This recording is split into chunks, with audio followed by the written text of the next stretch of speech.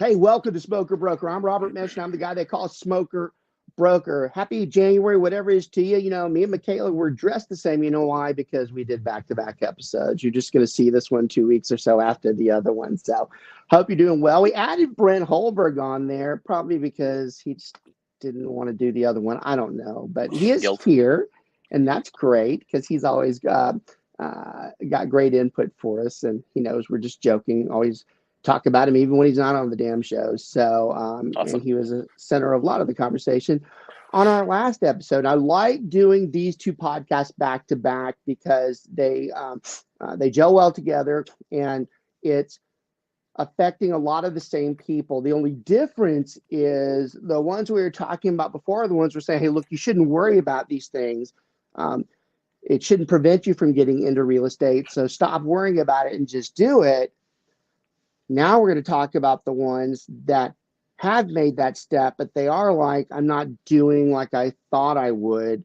And that's probably going to be just as much of a confirmation to the people we were talking to on the last episode, because it's saying that, yes, it does take a while to do this, and it's not instantaneous. So it's nothing to fear, but it's something that you have to understand. There's certain things that you need to do. And I told you in the last episode that a lot of it carries over because, you know, some of the lead gen things that we talk about, some of the things that you're supposed to do are much more in this episode than they were on the previous one. But I think even the one who watched the previous one that wants to become an agent, this one is just as important because it's actually showing you that once I go ahead and remove the barrier and do it, now I want to see what is it going to be like. And that's why I wanted to have these two back to back. These are two of my favorite episodes to do. It's a shame that we don't do them more often. It's funny, randomly, I don't even look at the shows that we've done sometimes, but every time I look at this one, it's always at the beginning of the year. And it's like there's something in my head that says maybe it's a good time to talk about this. I don't know why, but there are two great episodes. One thing I didn't say in the last one that I really want to emphasize in this particular podcast is that all of this is meaningful to me because these are all the things that I did to get me out of something I didn't like doing at all. And I was fortunate at a younger age that I didn't like where I was going. I didn't like the path. I knew it wasn't the right path, and I needed to do something different. Didn't know it would be this, but I knew it was something that had to be different. You know, we talked about it doesn't matter what stage you're in. You know, we have a lot of people that become real estate agents that are in their mid 50s that they're looking for their next phase. You know, y'all 50s aren't that old anymore. Well, it's just because you're in it, so that's why. Easy. I wouldn't talk about myself. I but it's not. And actually, as much as Brent's joking, it's true. Anybody who knows me, I do not act like I'm 52. I act like I'm probably 5, but that's all right.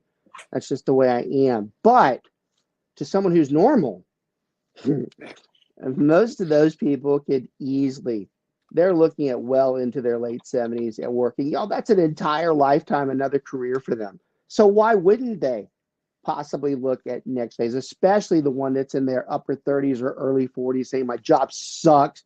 I hate this life. I hate being commanded this way. I've got it. All of these people fall in to these categories. Okay. But for me, it's meaningful because everything we're going to talk about today are the things that I had to do when I got started. And it's the thing that we've implemented into thousands of agents since then. It's a proven method. It's not an opinion. It's not a guess. It's a fact that it works if you do it the way we did it, but you have to do it. And that's sounds so simple, but 83% of the agents can't do it. And then that really puzzles me. It puzzles me that someone wants to do it. We tell them it's simple to do certain things and they don't do them. And I'll go to my grave with that. And Brent sees this just as much as I do, probably even more, because he's in the trenches a lot more than I am. Thankful for him for that. But, you know, we have these people like, I don't know why I'm not doing well, or I just don't know. And we start going down the list and they haven't done any of it. I'm like, I don't know why we're having this conversation. It's actually kind of demeaning to yourself. you're actually calling yourself an idiot. I mean, you're basically saying, I wish I was doing better, but I'm not going to do that. Why do what you're told? God forbid. From people who have been very successful with it. And, when we talk about our success, I rarely talk about my own. Like I said, I don't give a damn what happens to me. I'm useless in the most of life. Everybody that we have with us, their success, that I like to think that I've had some type of input on. We know it works. We know it does. In fact, I've never seen it where it fails. Someone might have a different opinion as to how to do it. But if you think you can't do it, that's ridiculous. So we made the episode today to talk about what happens when you become a new agent. We're going to start with the very basic, and we talked about some of this in the last podcast, but some of the basic things, as to what do I do, that type of stuff. And then if we, get closer to the end of the hour, we'll kind of continue the conversation about where you should go and what you should be doing. And we briefly hit on that on the last episode, but we'll be a little more particular on this one, because when it talks about what do I do when I become a new agent, those are all the steps that have to start being taken. So, Brent, when they come in, how much it annoys me when they talk about, what am I supposed to do my first day? I'm just like, it's such a dumb, it's not a first day. Give them you created the flow chart for our guys as to what they're supposed to do over time. But is it really their first day, or is it their first 6 months that we're concerned about? I think it's just their new lifestyle, right? It needs to be. That answer too. They sit there and they want to learn how to do everything in real estate, which, I guess if you're looking at it from an analytical standpoint, that makes sense. But the problem is nobody knows who you are and what you do. So you could be the best at contracts in the world, and if no one knows you, you're not going to do shit. So, the thing is, they need to go out and start meeting people.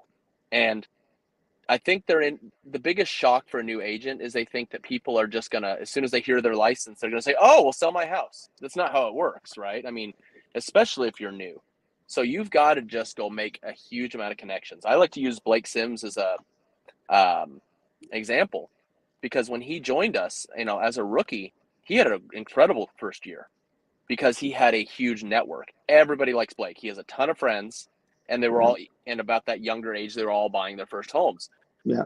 But if you're introverted and you're not willing to go out and make new friends or talk to people and push the conversation towards real estate, don't even bother then. Yeah. So there's a couple of things that you said, and which I'll is be fine. Here all week. Yeah. Which, so it's funny. Michaela and I did the episode before. Did any of y'all are watching them back to back, which a lot of y'all do? Did you notice how Brent wasn't on that podcast, but he immediately reiterated the same thing that I was saying? It was tweaked a different way, but it's the same damn thing. And he didn't hear the first episode. He just knows that the conversation is the same depending on what that person is doing. So I love that. I just sounded less Cajun. Well, I was around some of my family last week, and so I have drawn a little bit. It's amazing how quick IQ dropped a few points. Don't do that. Though the one cousin, he makes probably more than 500 of us put together, and he's from the swamps. So I'll tell him to watch this episode. Like, did you hear him? You said something else though a minute ago that was super important to me about. Oh yeah. It was a comment I wanted to reiterate with Michaela. So, and Michaela, I just thought, I didn't just think about this. I've known this, but it matters to what we talked about last episode and what we're talking about right now. So notice how Brent said Blake did well because he was at the age where all of his friends were starting to buy homes.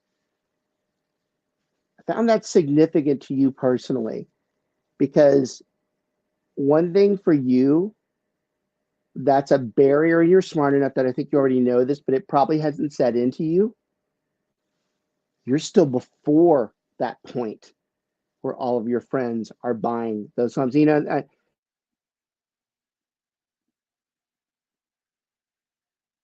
These are something that I would tell you personally, if we were on the phone or just talking about some of the stuff. Actually, it's kind of ironic because I already have on my, my planner to talk to you about a couple other things. But when Brent said that, it hit me because it's one thing I have not reinforced to you is that is somewhat of a limitation for you right now. You actually, all of those friends that you have, they're not ready to buy yet. Yeah. Some of them don't deserve to buy because they still got a long way to go. But she's before the curve. It's awesome. It is awesome. It is. It sucks in the present time because it's not like your volume is just excessively flowing like it will. But one of the barriers to it is something you can't control. A lot of people that are just not that year, but are not there yet. But you much rather would be in front of that curve than me, who is behind it, Brent, who is in the midst of it. Actually, us three have a very good. I was way too late for it, although I did get the advance bus, so that works out too. Brent was in the edge part of it, and then you're at the beginning of it, and you're more fortunate than both of us put together when it comes to that. But it hit me when he said that, because I've not sat with you at any point and said something that's going to be a problem for you for the first few years anyways is where you're at, because it's going to take a while for those. This is a great podcast. I know Andrew and Will watch on our crew. They'll watch this podcast. And I'm going to actually, I know they're going to watch it because I'm going to make them watch it as soon as I'm going to tell them to watch this episode. But this is good for you too. Y'all are going to fall into that same boat. You're in front of the curve. So that's not a bad thing. All right. So that was a great comment, Brent. It made me, on a personal level, one maybe tell Michaela, but it's also for everybody watching. It doesn't matter when you start doing this. We are huge advocates of doing it as early as you can. Biggest regret in life is not starting when Michaela did. I wish I had, and we encourage all of our agents these days, especially the ones that have their kids and stuff that are like at that 16 or 17 age and they're about to start getting to where they're done with school or with high school. We're telling them you should make them go get their license. Now that's something we didn't talk about last episode. That's super important to, we're talking about why your first few, what does your first few months look like when you become a new agent? One of the things should be encouraging so many other people to get into real estate, but we've been pressing to all of our agents that have kids in that age group, even if they're past it, their friends have kids in those age groups. It is stupid for someone who is 18 years old not to go get their real estate license. Outright stupid. If you think about it, you're estimated, or at least the HUD department estimates, that the average person buys 6 to 7 homes in their lifetime. If you took the commissions from those houses alone, it probably would total for most of you anywhere from 60 to 100K, and for a lot of you, a lot more than that. We sit there as parents and we talk about investing and, you should invest. There is no better investment, no better guarantee than you knowing that you're going to have to do something anyways. Why don't you pay yourself for it? This is even if you suck as a real estate agent and nobody else will use you and you're the worst agent ever. Even that person, which that's rare, even that person should have it. Okay. So if that doesn't put in perspective, I don't know what does. Now, I told you we try to stay neutral a lot, but when we talk about our specific firm, we kind of are proud of the fact that we created the firm to cater to certain people. And, one of the things we push is for our guys to go out and find people like that, and we talked about the groups in the last episode, people who are doing it part-time, what state of their life, and are they a stay-at-home mom and stay-at-home dad, or do they have another job or whatever? But we want to give them these things so that they go out and tell them, look, you should be doing this. You should be doing this, and then, and you should be rewarded for doing things like that. So this is a part of when you become a new agent, your focus shouldn't just be on your sales. You should be looking at bringing other people in to the industry. That's easier for us because of the setup that we have and that we encourage our guys to do it. But there are income level paths at most brokerages either way. Some of you come in, all you're doing is concentrating on sales. You should be concentrating on the reason why you did it and telling all the people that you know why you did it, because they're probably in the same boat, and getting them to do it too. That is a terrible mistake that most new agents make. So I know a lot of the office staffs, not necessarily in our group, but the offices that we are a part of will watch this and watch these episodes. And I really think that we are missing the boat when it comes to telling people. We're so focused on their new stuff that they're supposed to do the steps. We don't talk to them enough about recruiting. They are there for a specific reason. Why would they have not told everybody else that they should be doing it too? That doesn't make any sense to me. Okay, so we were talking about how some people come in and say what their first day looks like.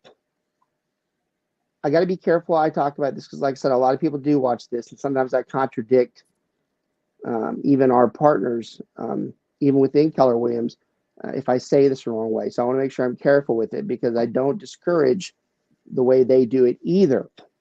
I just don't like the fact that a lot of people get into this and think it's 9 to 5 and there's a set schedule on what you're going to be doing. And the reason why I'm careful with that, you'll appreciate this, and any of my peers that are watching will appreciate the way I'm saying it too. Some of you do teach. This is what day 1 looks like, and this is what day 2 looks like, and this is what the first 30 days look like. And there's nothing wrong with that. In fact, some people beg for the structure.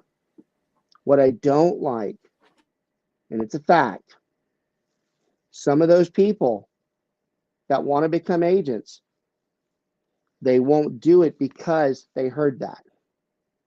They heard that they can't do anything else. And they have to do these steps, and they have to be, and that's my only hesitation with that. Is you're actually contributing to what the episode we did last week was, to where it's a barrier. You're creating a barrier to someone who wants to do this because they're like, I can't do that, and I don't want to do it. Christ, you're even isolating the person who's about to retire that wants their next step up. You're even pissing them off, telling them they have to come in every day, and because they don't want to do that either. So it can be a mistake. I'm not saying it's wrong, because there are some people that have to have it. What I'm saying is there should be an alternative. That's the failure of most brokerages. There should be an alternative, because it doesn't have to be day to day. Now, obviously, I'm going to be biased and talk about the way we do it, because that's clearly the one I believe in. But I also think it encourages a lot of people that we were talking about last week that should be doing this that don't. You don't have to do it 70 or 80 hours a week. Quite honestly, there are some people that do it less than 10 hours a week and still make decent money. You don't have to always come into an office if your team or brokerage is set up to have support outside, which ours clearly does, right? I mean, you can't tell someone not to come in the office if you don't have training and support for them outside of the office. So that's a huge step in itself. And it's where most brokerages and teams fail or lack, is that they don't have that support system because they don't want to work at night, or they don't want to get called at night, or they don't have the system to support at night. But I don't want it to where you think that when you become a new agent, you start Monday through Friday, okay? I actually believe that instead of asking, what does my first day look like? I really believe it should be, what does my first 6 months look like? Because I really believe that's the true question. You know, it's funny. You would think a guy in my position with the type of firm that I run would never tell agents this, because it's kind of contradicting what we're teaching you to do, is make a lot of money for us and sell a lot of property, because it's counterproductive to it. But I actually believe, well, it's only counterproductive if we can ever even get them in there. If we can't get them in there, then what does it matter? We don't have any chance at all. You know, if you want to be an odds person, Some people would argue, well, you're discouraging them from making money. I'm like, I go, that's what you say. I go, I might be the only one that's keeping them in the game, because I know that at some point, even if they suck, they're still going to bring in business. You're trying to run them away because you're telling them they have to do this, and this all the time, and they don't. Okay. Now, this is where I told you last episode will carry over into this one. I was talking to Michaela about how I do believe that the majority of your week, when you get started for the first 6 months, it really should be based around lead gen via networking and finding events to go to. I'm not talking about cold calling. I'm not talking about buying leads or whatever. You can do that. I'm not saying any of that's bad. I'm just saying it's more productive to be in front of somebody as often as you can and as many groups as you can be. And that takes time. Now, Brent kind of hinted at this a little while ago, and I kind of smirked because I knew I was going to go there with this regardless. And actually, maybe there's something in the air, because I said it to our crew last week in our first team meeting, but it's starting to have meaning to me. I think too many of you are focused on the wrong thing. Brent said that, you could be great at contracts. What good does that do if you don't have anybody? He's right on the money. Who gives a shit if you're good at a contract and you're writing for nothing? I don't care if you're an expert at the contract. If you can't go find anybody, it means nothing. Maybe you'll be a good trainer. Yeah,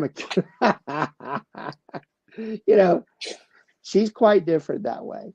I actually think she does more of the other side of it because she knows. But you have so many of the agents, they're so worried about their contract training, their addendum training, their all this shit that doesn't happen until you get somebody. That's how I was for the first month. I was like, oh my gosh, I need to learn all these contracts. I need to learn what to do, how to fill them out. No, you don't. Well, but I mean, that makes sense, though. Oh, yeah. There's nothing wrong with that. Common sense wise, Brent's right. That's normal. I agree. You should do it, but you should do it as well as lead gen. I didn't realize. But it doesn't take you 2 years to learn how to write a contract, right? You could, with the right help, you could learn it in a day. It's not like you're a doctor and you're like, well, I don't need to know how to do surgery. Let me get a patient first, right? This is different. And I think everyone wants to have everything. It's like those people who spend months. Well, I've got to get my database set, and my desk has to be. What do you mean those people? They're not those people. I mean people in general. I mean people in general that they got to go through, and their desk. Well, my desk isn't organized yet, or my, and I'm like, you're wasting time. You're making. Well, they're doing everything they can to avoid doing the uncomfortable stuff. To avoid doing what you're supposed to be doing, and this is where we're talking about the barriers to getting into real estate. That's why I really love these two. They flow very well together. One of those barriers is that people believe they're having to do all these terrible things to do good at it. And kind of what I emphasized last week and what I'm emphasizing right now is that this should be the stuff that you like doing anyways. And this should be things that you do. You just have to get out there and do more of it. Now, a comment I made last episode, I'm going to make it again. And I said I was going to make it again. And it's more relevant in this episode than in the last one. Anytime I have somebody that comes to me and says, I'm not doing as well, or I need to do better, and they're pretty much reaching out to me for advice. I am a nice guy. I am. I don't come off of it but I am. I'm a super nice guy. I actually don't like coming down on somebody. I don't like being jerkish to them. And even being a smartass to them. A smartass should be more humor, but being directly smartass to them, I don't. But there's so much opportunity to do that when somebody asks me that question, because the answer is so effing simple. But it's amazing that they're coming to me asking me it. Now, over the years, I was more specific as to what they should do. But now, just like I said last time, My first comment to anybody is, how many events did you do last week? If they pause, I'm like, bad answer. Like, I already know that's a 0. And just like I said last time, 0 is a bad answer. How many did you do in the last month? That's even worse than bad. How many have you done in the last quarter? If the answer is still 0, what the hell are you doing here? All right. Mm-hmm.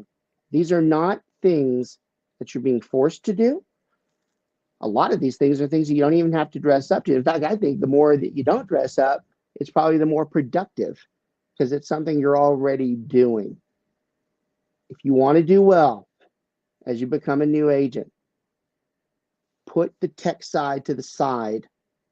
Like Brent said, it could all probably be trained in one day. He's actually right there too. We could train somebody on every single piece of paperwork in a day if we had to. We don't want to, but we could. Why are you spending months on it? I haven't watched this one yet. Who cares? You're wasting time, okay? Now, I'd love for you to do that on the side. So that's the problem. Some people switch around. They're doing this is main thing, and it's the contract training and the technical training you should do on the side to the networking. And Brent, one of the biggest benefits of podcasting is because we talk through it and we talk to ourselves about it. And the more I keep thinking about this, I really started to think that our training should be redrafted to where I'm like, I don't want to hear about anything else except what group are you going to see next week. Like, I'm not going to make you do it. I won't. Like, I'm just going to tell you, forget the videos. What group are you going to see? Because I'm going to tell you right now, every time that's multiple in 1 week, and you continue to do, which is the key. Remember, it does no good to do this once. If there's anything you get from this particular podcast, this is a waste of time if you're not doing this on at least a bi-weekly basis. I cannot stress it. It is not okay to see somebody once a month that you expect to do business with. It's just not going to work. Yeah, I think the biggest issue that new agents have is the intimidation factor of what is a potential client going to say to them. And that's why they want to know everything about real estate before they start. Which is a failure, right? Because what good is it if you could never see them, right? Well, the reality of it is you don't get any difficult questions from potential clients unless they're a seasoned investor. The seasoned investors will ask you stuff that'll catch you off guard. But for people that are just looking to buy or sell, even if it's their 4th or 5th home, they're going to ask you, what's the rate look like? And that's up to you. You should know what the current rates are doing. You should. They're going to say, what do you predict is going to happen? And that's when you come to your supervisor, right? They should be kind of prepping you on potential, predictions and what does the lender say? And, how's the market? That's all they're going to ask. And I think that's over-exemplified. I don't think. I don't think they even go that far most of the time. I think the generic conversation is, hey, we've been thinking of buying a house. Hey, I can help you with that. Or we've been thinking about it. In fact, the more I go back and think about it, I don't remember the last time a conversation started. Even in networking events, though. In networking events, they do, though, because if they're not specifically looking. I'm trying to think, too. I'm not doubting you, by the way. I'm trying to think myself. Don't ever doubt me. I'm trying to think myself. That's usually not the conversation I have. It's usually like, hey, we've been thinking about. So it's wrong to sit there and that you don't do them.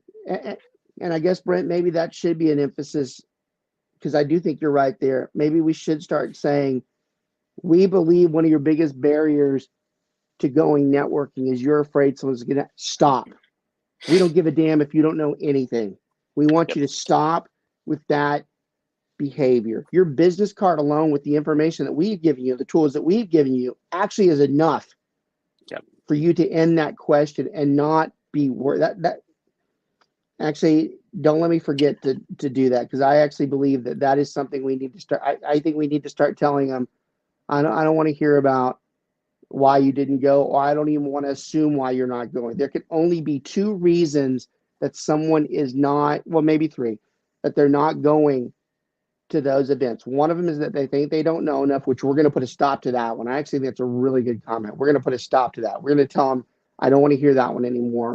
We're telling you, even if you're stupid, which none of them are, but we're telling them that we want you to go. Well, I didn't say they weren't. I'm just saying, not on our firm, not on our team. I mean, I've just never. heard of other agents. Never. So we're gonna get rid of that.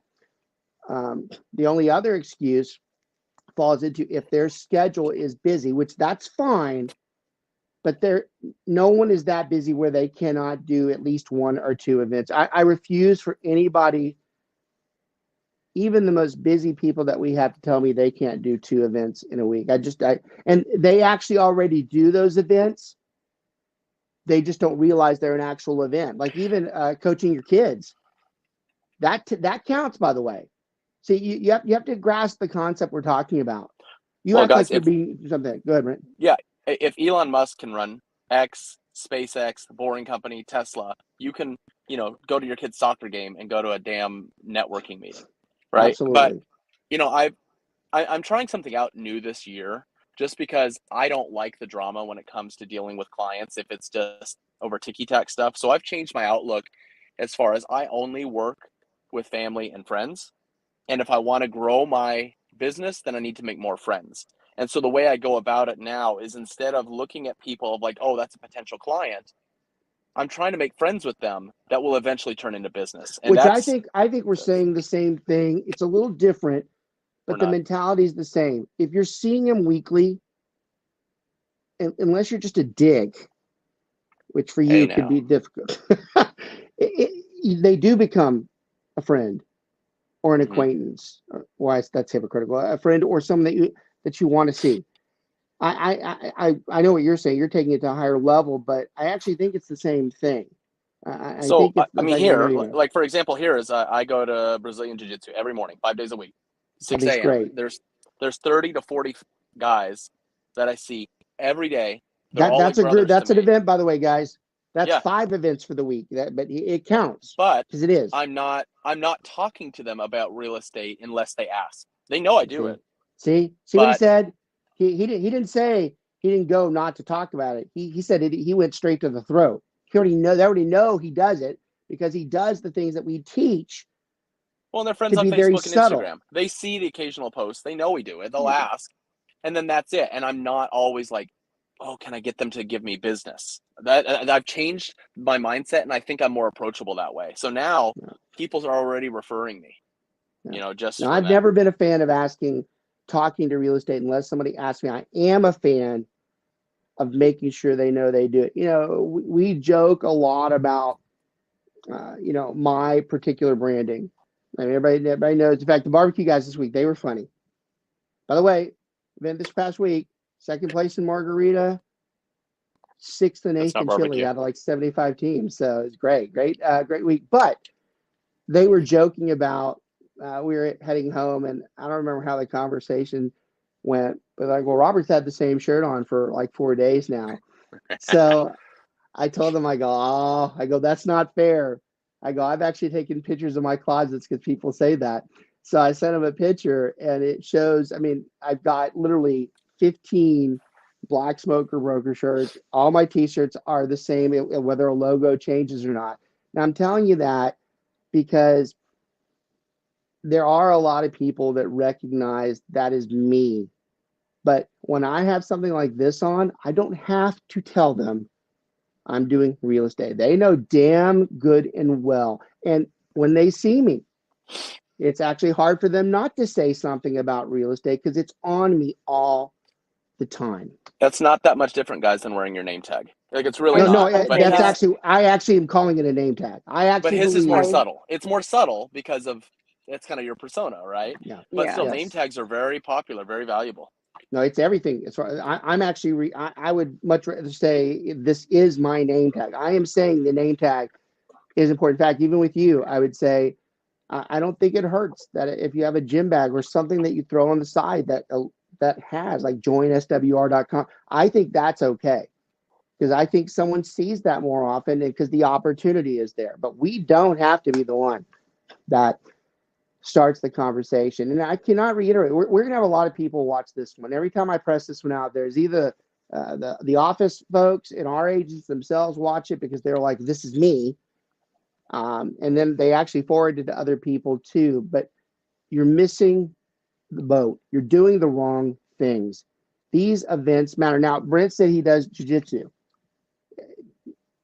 He should do other things too, which I know he does, but it's not enough for him just to do that. He needs to have some type of volunteer event that he needs to go to. He needs to have another networking group that he goes to. Every event. Yeah. Every event. And the more even today that I'm going through and if you don't think this is meaningful, we run a very high volume group. I'm actually on this episode. I'm actually thinking I'm about to reiterate and change what we expect our guys to do, because I really think I'm going to start leaning to, instead of these long conversations about this is what you do and this is where you go to, I'm going to tell them, stop worrying about the contract and the technical and the paperwork training. Do it on the side because you need to do it, but you always know we're going to help you anyways, but do that on the side. All I want to hear from you moving forward is what events did you do this week? In fact, I think I'm going to start doing that. I think I'm just going to point blank start saying, and then the follow-up to that is going to be, how long have you been doing that? And do you do it every week or not? Or if you just started, do you plan on doing it every week? Because if I don't get straight answers on that, I'm not going to be upset at somebody. But I am going to damn well tell them, don't ask me about your volume if you're not doing those things. I think even I'm missing the boat in not being more simplistic with, forget all this other stuff. Go to X group and do it consistently and every week. And maybe we should even start thinking about having some type of incentive for whoever adds X amount of groups to their schedule. Maybe I should start adding an incentive to them. Maybe I'll back off on their cut or something if they add X amount of because I believe that's what it takes. And you cannot see, the best part about this, you can't do it once. You cannot do it once. It has to be all the time. It has to be weekly or bi-weekly. And every group that you add, and the longer you do it, common sense should dictate your business should pick up. I'm a huge fan of like professional networking, but I've pivoted a little bit just because most of those big networking groups, BNI, Master Networks, whatever, they're industry exclusive, and they only have one realtor per chapter. And we've talked about ways to get around that, but I've pivoted to going on meetup.com and starting your own meetup group that you can choose who's in it. I've got one that I started probably a year ago. Cost me $10 a month. I have over 200 members in it now. Yeah, I'm. If I ever had to say something negative about our team from the heart, it's my own fault. It's my own fault. It's the lack of how many of them have not followed that instruction that we have about doing their own networking groups. It is not hard to do. Now, I will give some leeway towards if you are shy or have anxiety, that can be tough. I agree with. I get that. Okay. I struggle with that a little bit, which is weird because you're a pretty confident gal, and that's pretty weird that you should. I kind of fake it till I make it. That's what that's fine too. That's what a lot of new faker. If you're a good faker, that's good too, because the confidence can show. Sometimes if you're really focused in on making sure that's who you are, the confidence is there. That's just as good, and you don't fake it. Your parents alone, I know, there, and it's not possible for you. Maybe you're just not there yet knowing it, but there's no reason that I get that might hesitate them there, but that is a brilliant. They bitch so much that they can't get to become a network. How many people do you know that are lawn care people or window people or dry cleaners or notaries, or think about everybody, the MLMs, my God, all the Mary Kay, all the all those things, those people are out there. Why can't they? They're looking for the same thing you are.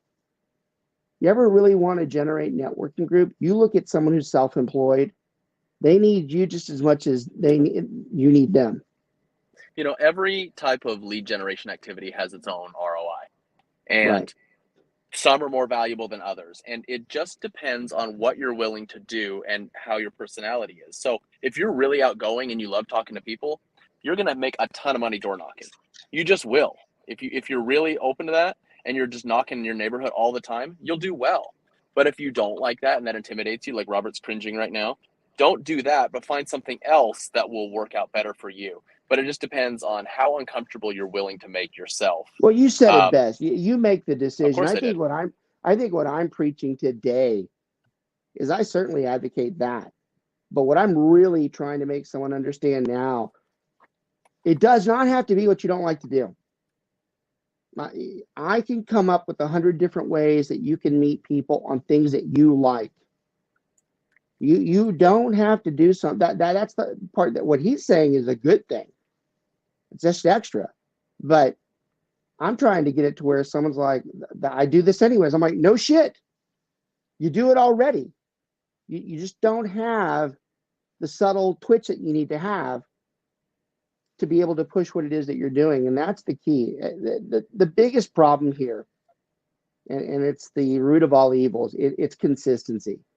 You cannot skip the 2 or 3 weeks. It has to be. And I know it's hard sometimes to say, oh, I got to do that Tuesday or I got to do that Wednesday.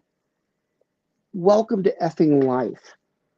I mean, you've got, unless you just want to be useless, which nobody does, at least I hope they don't, you're going to have to do something. And if you have to do something, then why don't you do the stuff that you like? Just make it to where it intertwines with your business. That way it becomes something you enjoy doing and you do it all the time. You know, I told y'all last episode, I work a ton. I mean, I do. I don't feel I actually work more than 10 hours a week. And that total is well over 75 to 80 hours most of the time. Most of the things I do, I enjoy. It's something I look forward to. You don't have to be doing things that you're being forced to do. Yes, the shy, the less approachable are more difficult. But if it's in something that you like to do or people that know you already, that shouldn't be a problem. And even if you are shy and you don't like to say much and you're at the same place every week, sooner or later they're going to be comfortable and you're going to be comfortable. And then that goes away. It really is the solution to most of your problems when you're a new agent, is that the more you get out there, the better off you are. What I'm telling you is don't feel like it has to be suit and tie and that you have to have the same old 5-minute spiel. I'm talking about doing something that you're not even going to do a spiel. You're just there because you're always there. The problem with most of you is that you don't have enough events. And I really think I'm going to start pushing when someone asks me what they should be doing. How many events last week? How many events? Because or how many did you interact with? How many people did you actually interact that's not in your immediate family? You know, it doesn't even necessarily have to be an event. Maybe it's, I mean, you'll call it an event, right? But they might think it's a formal networking thing. Maybe it's a church no, group. I Maybe actually I whatever. commented on that. I commented on that last episode. You're right. I did tell Michaela that I do believe. I was talking about they're not close enough to you if you don't talk to them or see them once a week. And I'm like, well, that's hypocritical. I have really close friends of mine that I only talk to once a month, but I do something that does interact with them more often, and that does count. You're right. It doesn't have to be, I have to go into a car or get on a call or whatever. There are certain things that we do. Well, and you know, another thing I just thought about is like, so here, she won't see it, but we've got a neighbor 3 streets or 3 houses down from us. They grew up here. They're very connected in the entire community. They know everybody. And so we took them out to dinner. And that will be worth way more than meeting 10 different people because they will refer and they will refer. So find those people if you're shy and go to dinner with them. You'll never lose on the kindness part. When you're going out of your way for somebody, it's almost a guarantee that whatever they can do for you, they're going to return it. You know what's great about you is you didn't do it with that motive. The motive was you actually wanted to. You just know it's a vibe. I want friends too. Yeah. Yeah, it's important that you understand the method. I joke about that with the church guys a lot. I always tell everybody about networking, and church has huge networking groups. And I'm like, you shouldn't go to church to pick up leads. That's probably some bad karma for you, right? Right. So you have to Right. you have to genuinely want to do it, and then it's a byproduct that the business comes from. But as we wrap this episode up, I really love the fact that we almost the entire time talked about what do your first few months look like.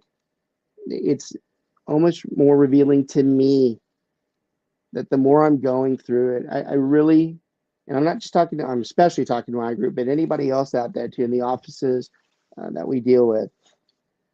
I really think you should start making your plans and your schedules and your judging of yourself, not of others. That's a ridiculous thing to do. Judging yourself by what events am I doing this week? I actually think you can probably start making an argument that you can scale your business off of the amount of events you're doing on a no less than bi-weekly basis. And I actually am going to start pushing our crew more specifically. And none of most of our high volume agents don't watch as much, even though our highest one does. Steve Pan watches. I find that amazing. The guy does that business. He watches all of our podcasts too. But I'm actually probably going to start calling our more top tier agents and start pushing them a little more on, hey, I do want to know, what events are you doing? I mean, like I want to make them uncomfortable. I'm not going to tell them they have to do it, but I at least want them to acknowledge, well, nothing. Like, okay, maybe we should work on that. Because I know like those Michaela. people aren't, yeah. Well, No, but Michaela, you go to the gym all the time, right? Yeah. You're always posting pictures in front of a mirror. You go to the gym. Yeah. Are you in any classes at the gym, or is it you just work out by yourself? We don't have any classes. It's more of it's a very tight knit gym. There you go. So everyone kind of knows everyone. Even better. So they know you do real estate? Mm-hmm. The company let me put your my card. business cards and my awesome. football magnets I put out there. Yeah. Good. You'll get business from that as long as you consistently go. Yeah. I think y'all all need to start looking at laying out what your volunteering activities are, what they could be, if they're all their schedules, what are the groups that they're involved in, because those should be your groups too. If you have a significant other, what are their groups? And I think you should start putting a plan on how can I go and be at these events more often. One that just so you can see that it's not being new. I don't know why recently. I think it's because they might be posting more, which is good for them. The VFW down the street. Every time I pass it, I'm like, the place is freaking packed. Like, what the hell are they doing in there? And I started looking at some of their posts, and the food they're cooking, I'm like, no wonder why it's packed. And the events they're doing, something as simple as that. Maybe if you even went into that BFW, God forbid, the amount of things you're able to do for them or the events, that was just driving the other day for me. So for those like, I just don't know what to do. I'm like, that's bullshit. Almost everywhere you drive, you probably can figure it out. And why the hell does everybody on our team in real estate, why does everybody not have a weekly poker night, bunco, bridge, whatever the hell you want to play in your house once a week or once a month or whatever? I mean, everybody can, it's easy to start. It's free. I think that's what I'm politely and probably going to start becoming more stern with. That's exactly what I'm telling you. That's exactly what I'm telling you, is that you need to start having those events. I don't think I'm going to have as longer conversations anymore with our crew about their marketing, their lead gen. I think I'm going to start now. If they want to have a long conversation about groups they're considering, I'm like, let's do it. I go, because I think there's a lot of value in that. But I really think any other attempt outside of not being at specific groups. And notice how we didn't talk about the obvious. So Sandy's a great example. Sandy's a former teacher. Now, I promise you, she does not miss a teaching event. See, that's like this on steroids. That's what counts as an event, and it's even bigger if it's something that she has a connection to. Yep. So my stuff, even though mine's just a different co-brand for personal entertainment, there's a lot of people in the barbecue world that actually come to me because I'm involved in barbecue. It's why would I not go talk to him about that? Man, y'all, we don't even have enough time to talk about the business I've made off of the groups that I'm in. In fact, it's the only reason I'm here, because I would never do the other shit. I don't like it.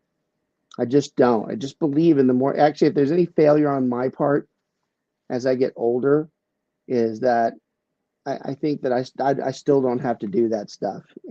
And I have a busy schedule, and a lot of the things I do are geared towards recruiting, which is the same principle that I would be doing, but that I probably still should be doing more on that. So I'm going to wrap up today with basically telling you guys, everybody, especially if you're inside your first 2 or 3 years, I think it's time you start sitting down and planning out who are the people I can go to, what is it that they do, who's close to me, who's not, what are my volunteering, what else can I volunteer on, what are my past groups, what can I do in the general public itself, inside the city, in my HOA, at the VFW, at the local pan. I don't care what it is. I think I'd much rather you start. Yeah, I think you'd much rather see you start listing that down. Simplify it, right? Maybe I should go there. Because we have our whole Thrive presentation, which is very, very good, very comprehensive. Which is all that, right, Brent? Thrive is all that stuff. Yes, but Thrive is like looking at the menu at the Cheesecake Factory, right? There's so many pages. Maybe we simplify it. Get in a group somewhere. Get in a group. Because you're right. If you go to the group,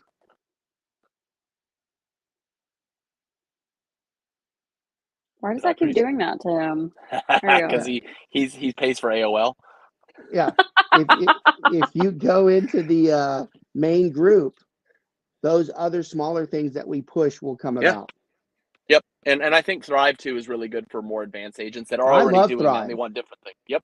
No, I think you know what I think we're going towards is that Thrive becomes step 2. Yeah. Because remember, Thrive talks about individual acts, like the power wash lady or the raffle. Those are specific.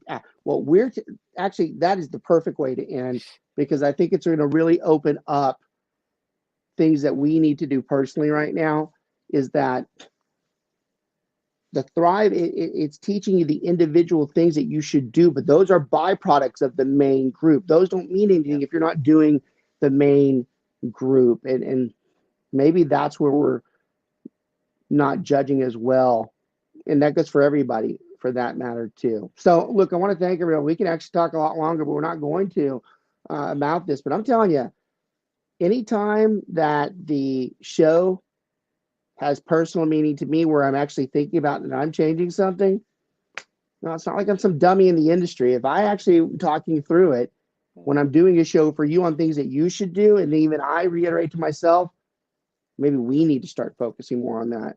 That should show you the level of content on this particular podcast, that it was pretty freaking important. If I'm you and I'm inside those 3 years, I actually rewatched this one several times. I send it to my friends that are doing it with me, that are struggling. And then you go back to our last podcast about those people who are thinking about becoming real estate agents and saying, look, you don't have to go in and work 50 or 60 hours a week. You just need to know these groups and you interact with them. And then we can show you how to do that. I think that's what really should be taken from this podcast and the one last week. I want to thank everybody for watching. It's great to be back. We're going to get a lot more consistent with the podcast. I can promise you we're going to do at least 2 a month. And I'd really like to get back to where we're doing 4 a month. Our producer who's been with us for a while, they're working on some of the tech and some of the fancier things. that we do. And I always like to plug him as well. You know, there's not enough people that do podcasts. This is not as expensive as you think it is to do this. And there's some simplicity. There's a lot of people I can do this myself. I'm like, well, you really can't. I mean, you can't do the graphics and you can't put it up when we're talking about it and when you're talking about it. And he's the sponsor. He's not the sponsor. He's the boss. But it's really true. I mean, there's so many people that talk about wanting to do these things. You'd be surprised how easy it is. You should check those guys out there at lunaticdigital.com. They've been fantastic for us. You guys have a great week. We'll talk to you very soon. A great start to the new year. It's looking so much better. So a lot to be hopeful for. Y'all take care. Talk to you soon.